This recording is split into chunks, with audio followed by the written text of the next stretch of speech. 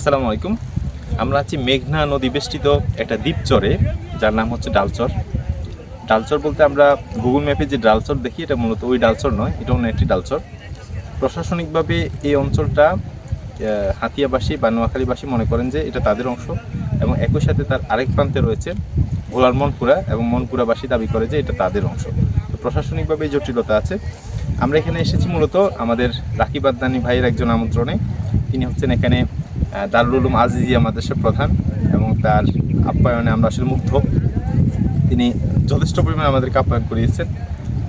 আমরা রাকিব আদনানী ভাই বারবার আসলে আমাদেরকে বলতেছিলেন যে এখানে যে বনাঞ্চল রয়েছে, যে বিশাল বনাঞ্চল রয়েছে, এই বনাঞ্চলে হরিণ পাওয়া যায়। এটা আমরা আসলে প্রথমে কোনোভাবেই বিশ্বাস করতে চাইনি।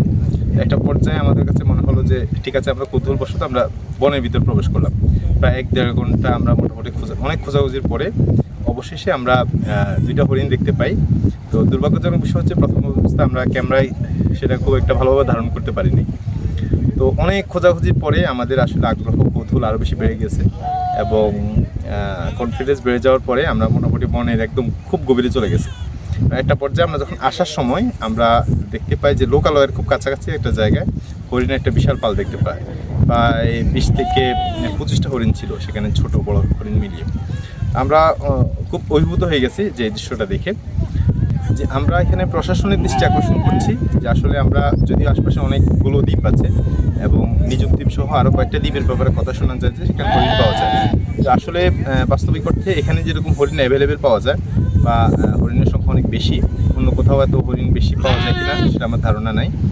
তো প্রশাসনের দৃষ্টি আকর্ষণ করছি যে আসলে আমরা পুরো বনে ঘুরতে গিয়ে আমরা যেটা দেখতে পেয়েছি, এখানে কোস্টগার্ড বলি কিংবা বন বিভাগ বলি, অথবা থানার কোনো পুলিশের কোনো উপস্থিতি না থাকার কারণে বনের আভ্যন্তরীণ যে পরিবেশ রয়েছে, গাছ কাটা থেকে শুরু করে বনের পরিবেশ যেমন নষ্ট হচ্ছে, অন্যদিকে এখানে যে হরিণ রয়েছে, হরিণের নিরাপদ আবাসনের জন্য যে বিষয়গুলো প্রয়োজন, বিশেষ করে আমরা সুন্দরবন কিংবা নিজম দ্বীপের মধ্যে যেটা দেখি যে বনের মাঝামাঝিতে দেখাচ্ছে বিভিন্ন ধরনের মিষ্টি বা সুপেয় পানির জন্য অনেকগুলো পুকুর খনন করে দেওয়া হয়, কিন্তু এই পুরো বিশাল বন জুড়ে কিন্তু আমরা আসলে কোনো পুকুর দেখতে পাইনি।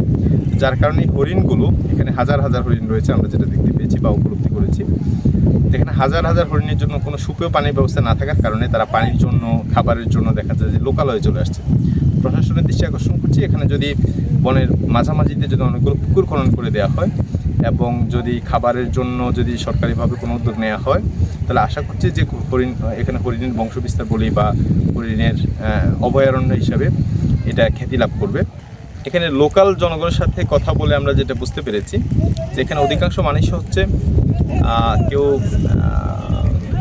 পশু পাখি পালন, কেউ হচ্ছে কৃষিকাজের সাথে, আবার কেউ হচ্ছে মাছ ধরার সাথে জড়িত, তাদের জীবন জীবিকাগুলোর সাথে যুক্ত। কিন্তু আমরা যেমন হরিণের ব্যাপার আমাদের আগ্রহ রয়েছে, দেখার জন্য কৌতূহল রয়েছে, একই সাথে আমরা বিপরীতভাবে দেখতে পাই এখানে লোকাল যারা রয়েছেন, যারা কৃষিকাজের সাথে জড়িত, বনের পাশাপাশি আশপাশে যারা কৃষিকাজ করছেন, তারা হরিণের উপর দেখলাম যে অনেক বেশি ক্ষুব্ধ, যে তাদের যে ফুল সজ্জাগুলো রয়েছে সেগুলো দেখা যাচ্ছে হরিণের ঝাঁক এসে খেয়ে যাচ্ছে, বানরের ঝাঁক এসে তাদের ফুল ফসলগুলো নষ্ট করছে, যেন বানর এবং হরিণের উপর তারা খুব বেশি ক্ষুব্ধ।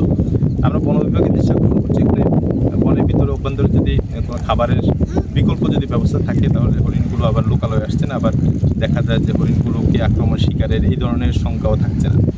এখানে আমরা দেখতে পেয়েছি যেটা এখানে শত শত হাজার হাজার মহিষ, তারপর হচ্ছে ছাগলের বিশাল পাল রয়েছে, গরুর পাল রয়েছে। এখানে কৃষকরা যথেষ্ট কষ্ট করে তাদের এই কৃষিকাজগুলো করছেন, কিন্তু দুর্ভাগ্যজনক বিষয় হচ্ছে এখানে যে বাজার সিন্ডিকেটের যে ব্যাপার রয়েছে, এই সমস্ত সিন্ডিকেটের কারণে, দাদনের কারণে দেখা যায় যে এই এলাকার কৃষকেরা জিম্মি বলা যায়, যার কারণে তারা আসলে এখানে আমরা দেখছি যে মাইলের পর মাইল দেখা যায় যে কী বলে তরমুজ চাষ করে থাকে। কিন্তু দুর্ভাগ্যজনক বিষয় হচ্ছে তরমুজ চাষিরা কিন্তু তরমুজের যে ন্যায্য মূল্য সেটা পায় না। এখানে যে দাদন আছে, তারপর দেখা যাচ্ছে যে সিন্ডিকেট আছে, এই সিন্ডিকেট এখানে প্রশাসন না থাকার কারণে প্রশাসনের বাইরে নতুন একটা সিন্ডিকেট গড়ে উঠছে, যার কারণে আসলে কৃষকরা এই সমস্ত অঞ্চলে অনেক বেশি পরিশ্রম করার ফলেও তারা দেখা যাচ্ছে ন্যায্য মূল্য পাওয়ার ক্ষেত্রে বঞ্চিত হচ্ছে। আমরা প্রশাসনের দৃষ্টি আকর্ষণ করছি, প্রশাসন যদি এখানে তৎপরতা বাড়ায়, তাহলে আশা করছি যে এখানে কৃষকরা যে ন্যায্য মূল্য পাওয়ার কথা সেই ন্যায্য মূল্য পাবে। পাশাপাশি যাতায়াতের যে ব্যবস্থা, আমরা যাতায়াতের ব্যবস্থা দেখলাম যে দিনে মাত্র একটি নৌকা আসে, একটি নৌকা যায়, এরকম। তো যাতায়াতের ক্ষেত্রেও এই দুরবস্থা হওয়ার কারণে দেখা যায় কৃষকরা তাদের পণ্য আনা নেওয়ার ক্ষেত্রে জটিলতা তৈরি হচ্ছে, ন্যায্য মূল্য পাওয়ার ক্ষেত্রে জটিলতা তৈরি হচ্ছে। প্রশাসন যদি এখানে যদি ঘাট তৈরি করে দেয় অথবা যাতায়াতের জন্য যদি ভালো কোনো ব্যবস্থাপনা তৈরি করে দেয়, আমরা আশা করি এখানে কৃষক যারা রয়েছে তাদের ভোগান্তি দূর হবে এবং এখানের গণমানুষের কল্যাণে এটা একটা বিশাল একটা উপকার হতে পারে। আছে, বান্দর আছে, তারপরে যায় ইয়াল আছে, শিকাল, আচ্ছা আচ্ছা, আরো অনেকগুলো আছে।